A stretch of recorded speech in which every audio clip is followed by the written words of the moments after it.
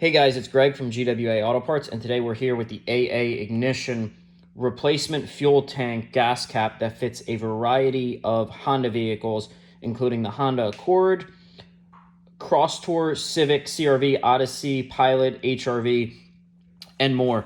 So this gas cap includes the lanyard here that connects to the gas doors. So when you unscrew the gas cap, it hangs. Now, the common issue with the factory gas caps is the actual sealing mechanism and the relief valve here goes bad, and then you get a check engine light on the dashboard because the fuel system's not properly venting. The installation of this part is super straightforward. All you're going to do is remove your factory gas cap like you would to when you get gas. You're going to pop the lanyard out from the gas door. You'll pop the new lanyard into the gas door and then put the gas cap back on. If you guys have any questions about the part or if it fits your specific vehicle, please reach out to us. We'll be glad to help.